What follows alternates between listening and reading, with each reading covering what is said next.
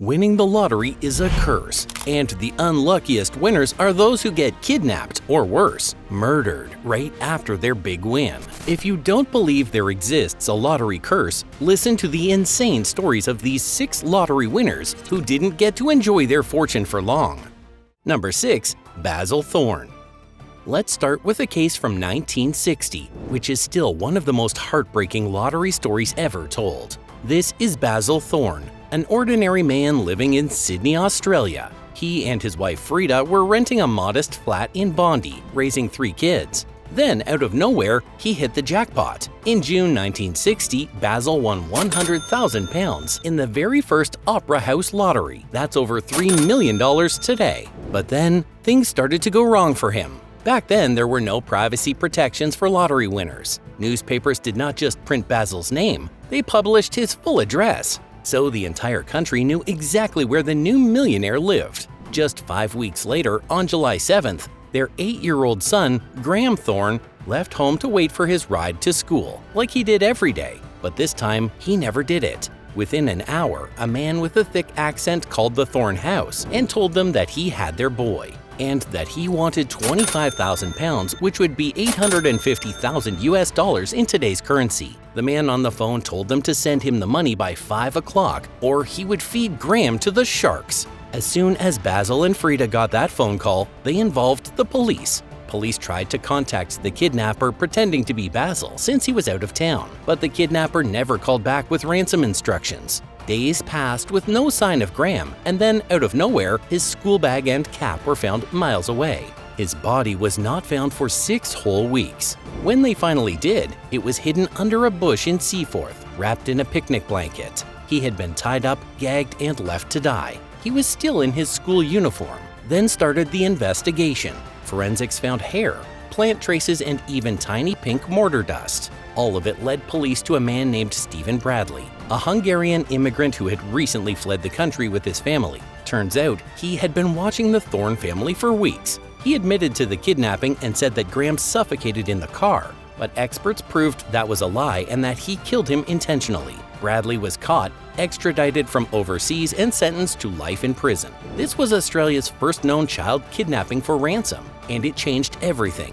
Laws, privacy rules, how lottery winners are protected, all of it started here. Number 5. Abraham Shakespeare. Next, we have the tragic story of Abraham Shakespeare. Back in 2006, Abraham was 41 years old and working as a truck assistant in Florida. He had $5 in his pocket and no clue that his life was about to change in a night. During a delivery run, he stopped at a corner store and told the driver to grab him a couple of lottery tickets. Lucky for him, one of those tickets hit the jackpot of $30 million.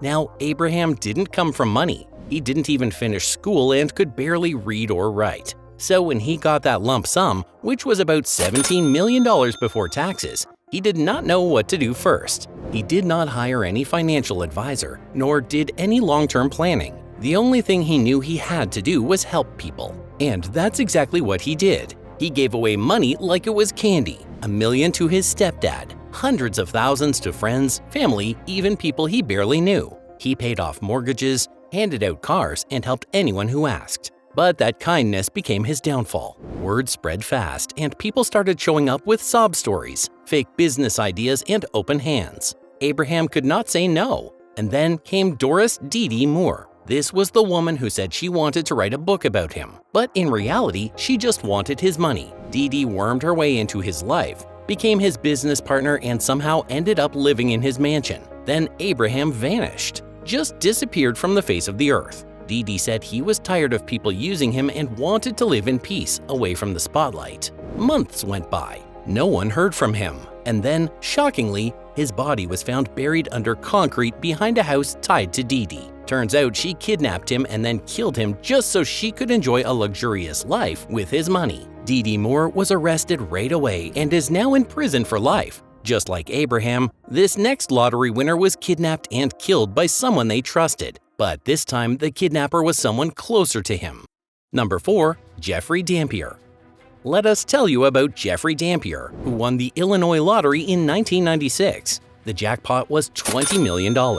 He and his wife at the time split the prize, but their marriage didn't last much longer. After the divorce, Jeffrey moved to Florida, started over, and married a woman named Crystal. At first, it seemed like he was living the life of his dreams. He opened a popcorn shop, named it Cassie's Gourmet Popcorn, and tried to build a simple, happy life. But Jeffrey had a big heart and a soft spot for family. He moved Crystal's sisters, Victoria and Terry, down to Florida and helped take care of them. Bills, gifts, whatever they needed, Jeffrey would pay. But this does not mean he was loyal to his wife. He used to give Victoria expensive presents since he was secretly having an affair with her. That was the biggest mistake he could have made. It happened on July 26, 2005. Victoria called Jeffrey and said she needed help with her car. He went over, probably thinking nothing of it. But once he got there, she and her boyfriend, Nathaniel Jackson, tied his hands and feet with shoelaces and forced him into his van. Jeffrey was now a hostage, and things escalated pretty fast from there.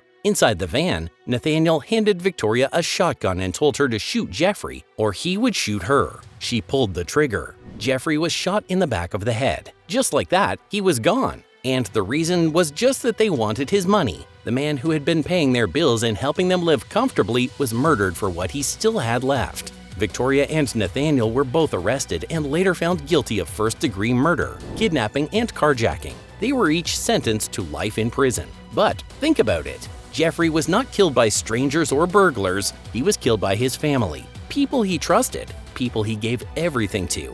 It was his kindness that made him a target. But this was not the case with the next lottery winner, who was targeted by total strangers. Number 3. Jonas Lucas Alves Diaz.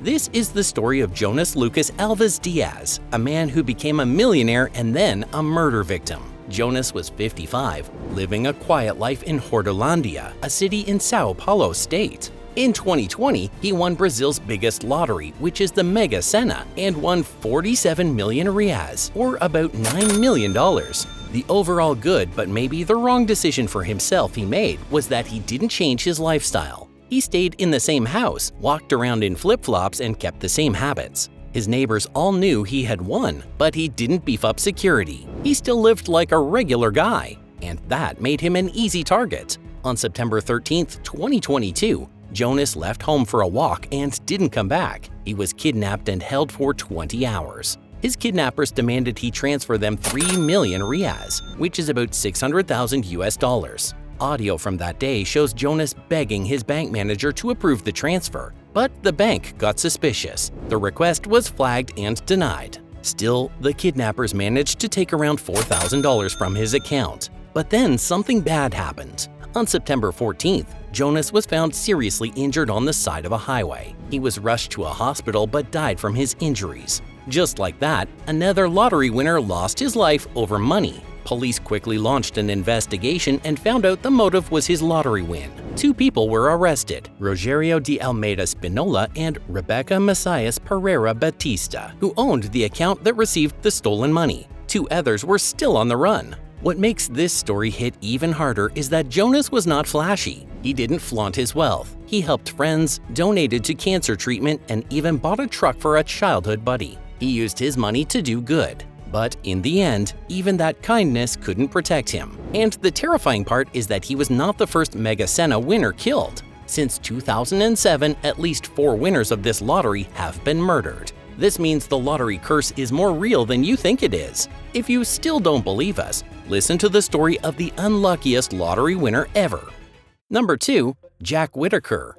Jack Whitaker is a lottery winner who seemed truly cursed from the start. This man lost everything, not just the money. He lost everything he had. You see, Jack was already doing pretty well before the lottery. He was a businessman in West Virginia, running a successful construction company. He was not broke or desperate. He was just an average, hardworking guy who happened to buy a Powerball ticket in 2002. That one ticket turned into $314 million, which was the biggest jackpot ever won by a single person in U.S. history at the time. He took the lump sum, which was around $113 million after taxes. And at first, Jack was feeling generous. He donated millions to churches and charities, and even built a new foundation. He tipped waitresses thousands of dollars, gave a house to the woman who sold him the ticket, and practically handed out stacks of cash to anybody who asked for it. But soon, life turned dark for him. First, his car was broken into twice. with hundreds of millions of dollars stolen both times.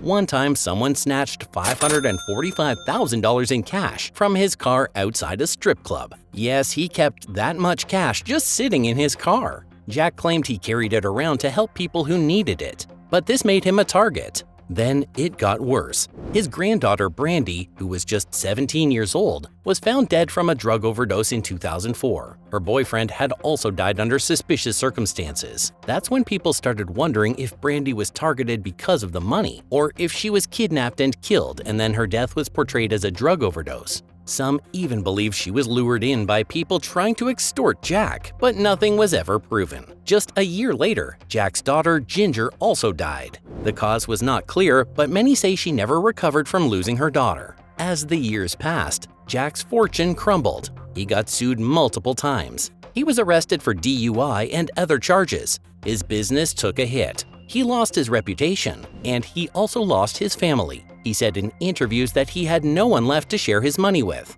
He was also caught wishing he had torn up that ticket. In 2020, Jack Whitaker died at age 72, broke and alone. Well, the lottery curse followed Jack throughout his life. It didn't give much time to this next lottery winner. Number 1. Gregory Birch Jr. Gregory Birch Jr. was only 20 years old when he won the lottery, and just 2 months later, he was dead. Out of all the stories of lottery winners gone wrong, this one is especially gut-wrenching because Gregory was doing everything right and still got killed. In November 2015, Gregory hit the Fantasy 5 jackpot in Georgia. He won $434,272. It was not much, but for a young forklift operator who had been struggling to make ends meet, it was a huge amount. He was stunned by the win and said he felt it coming, even joked about signs like his right hand and eye twitching. He bought the ticket on a gut feeling. Turns out it was a winning one. And what did he do with the money? He gave back. He bought Christmas presents for families in need. Friends say he did not flaunt his big win or improved lifestyle. He did not try to live like a celebrity, he just helped others and took care of his own family.